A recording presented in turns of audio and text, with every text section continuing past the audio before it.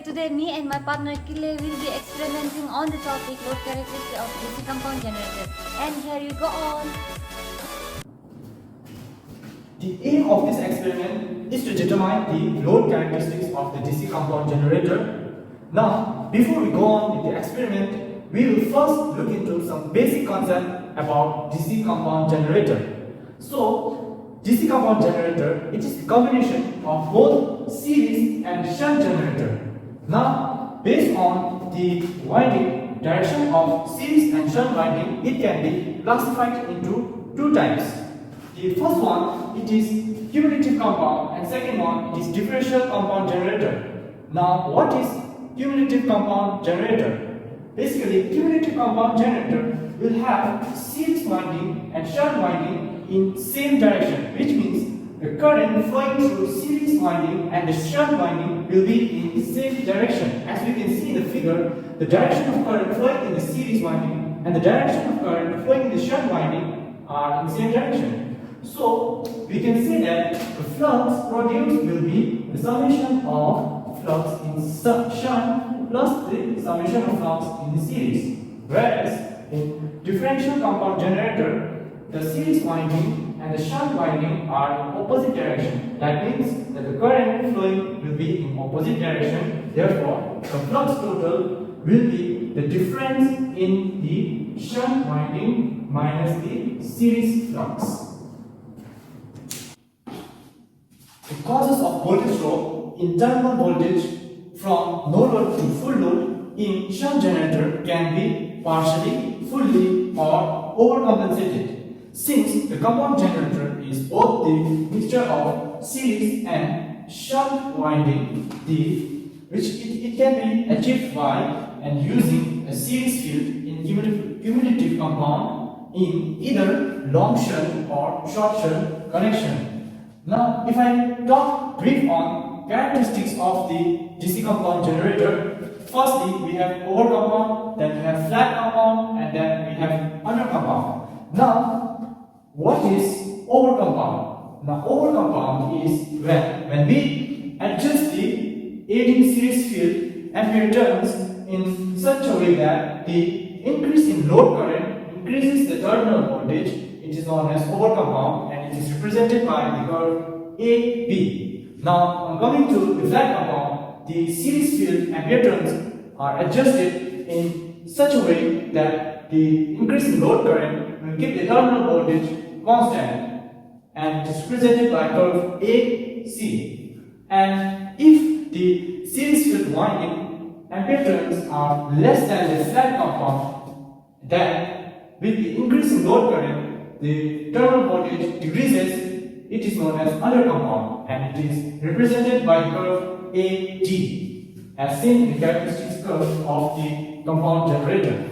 Now, in level compound generator, the full load voltage is equal to the no load voltage, and we usually do not use differential compound in practice of the characteristic determination, as the terminal voltage falls off steeply with the change in the load. But we can use either long shunt or short shunt connection, as there is not much of a difference in the reading between the long shunt and the short shunt. Next, verify the circuit connection properly, make the connection neat and tight, and give the rated power supply, that is 220 volts in our case. Now, adjust R1 and R2. R1 rheostat connected to motor and R2 is rheostat connected to generator. Rheostat connected to motor, R1 should be kept minimum so that the high current flows for easily starting torque. Rheostat connected to generator, R2 should be kept maximum so that speed current can be controlled from minimum to maximum. After that, run the motor, adjust its speed to its rated value, that is 3000 rpm, by adjusting R1. Now, adjust the speed rheostat of DC generator and make field current rated so that terminal voltage flowing will be maximum. By keeping the same speed, change the load current by varying load to obtain rated load voltage and load current. Now finally, plot the graph terminal voltage versus field current. Now, I will be explaining the circuit diagram that we will be using while connecting the when we doing the experiment. So for that, firstly, we can see that there is motor and a generator which is directly connected by a joint. Now, disconnected, the motor, it acts as a prime mover to the generator. So when motor rotates, at the same time the generator will also start rotating and it will induce the generator will start inducing the EMF. As you can see here, the motor is provided directly to a power supply. Now this power supply, it will be provided to the rated value of the motor. And here we have voltmeter, and this voltmeter will be used to measure the required amount of voltage that is needed for the motor. And if we see here, in shunt winding, in series with the shunt winding, we have a variable resistance R1. If we look into the other side, we have the generator. Now this generator, it is connected in long shunt compound circuit. How do we differentiate between the long shunt and the short shunt?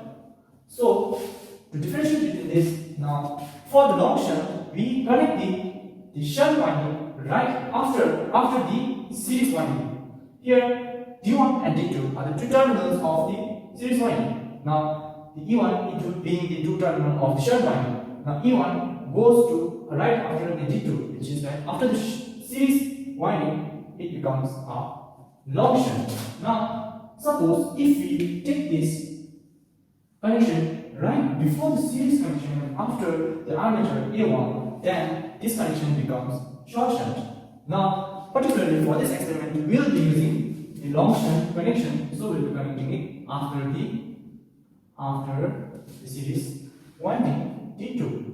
Now in series with the shunt winding, we have a variable resistance R2.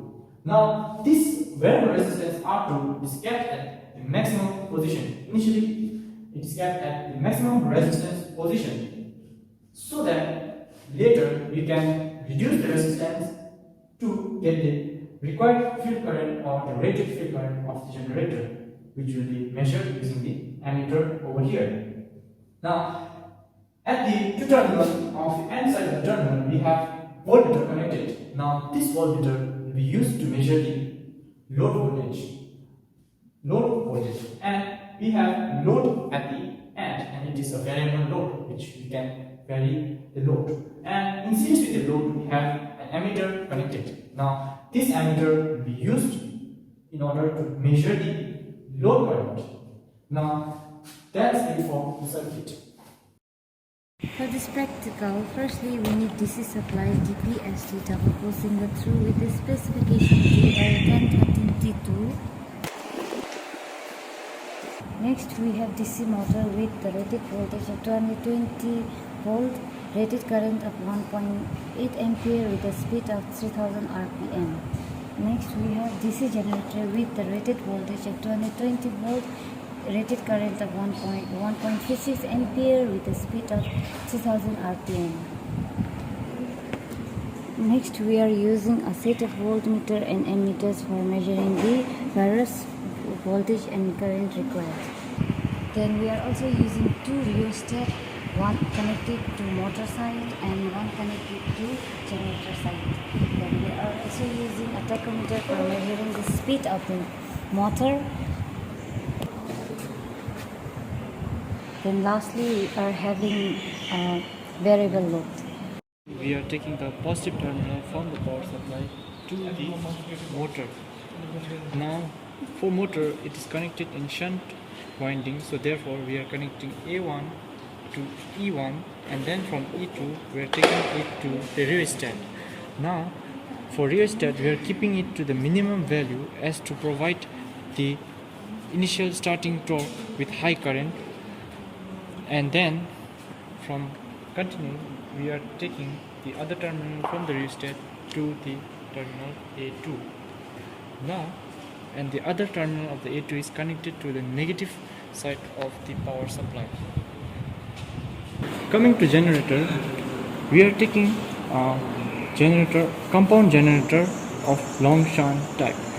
For the connection, we are connecting terminal A1 to terminal D1, and then from terminal D2 we are connecting to E2. Now from other side terminal E1 we are connecting to the rheostat, where the rheostat is kept at the maximum position so that we can vary the current later as per the requirement. Now the other terminal of the rheostat is connected to an ammeter, which will be used to measure the field current, and then continuously it is connected to terminal A2.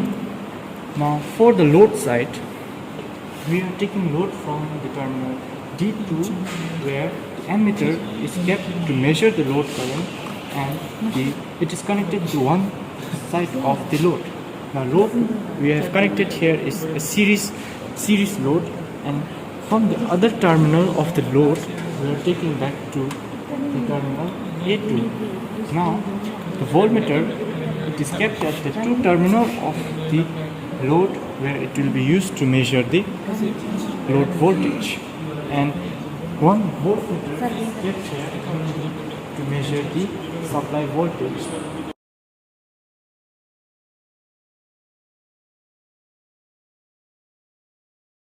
Supply.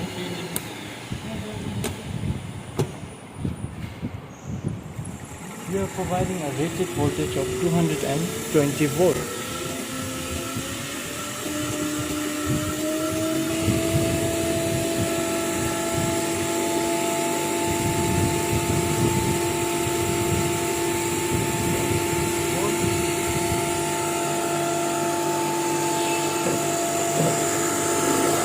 We are adjusting the speed to the rated speed, which is 3000, by varying the rheostat.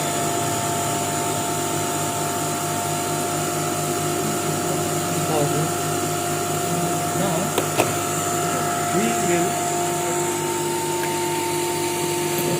adjust the rheostat so that it meets the required field current of 0.18 ampere.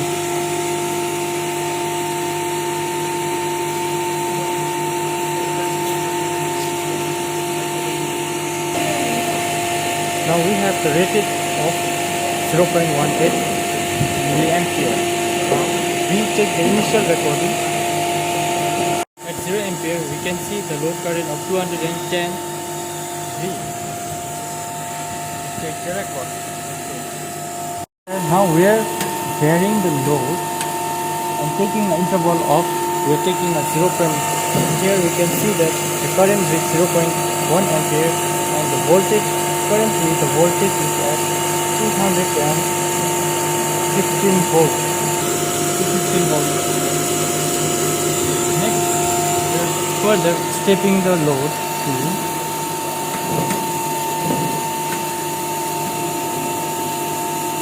now we can see the load current is 0.2 ampere, and at that the voltage is 210 volts.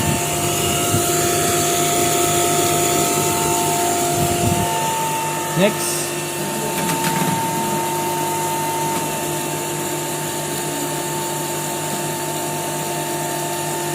at 0.3 load current, the voltage reading is 210 volts.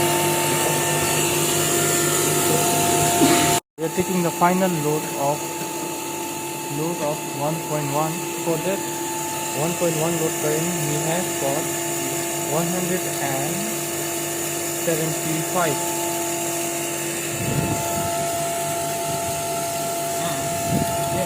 we further, for current of 1.2 load ampere, we have voltmeter reading of 155 volts. 165 volts.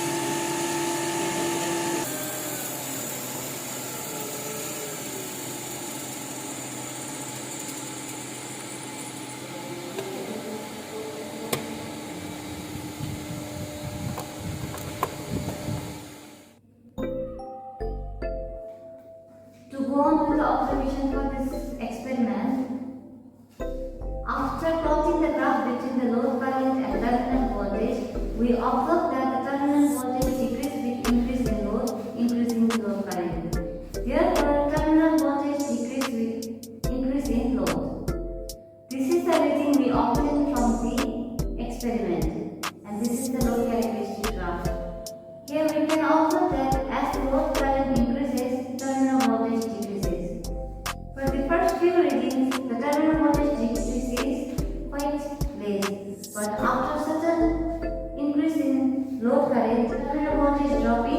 more steel. So from this experiment we can conclude that as the terminal voltage decreases, load current increases.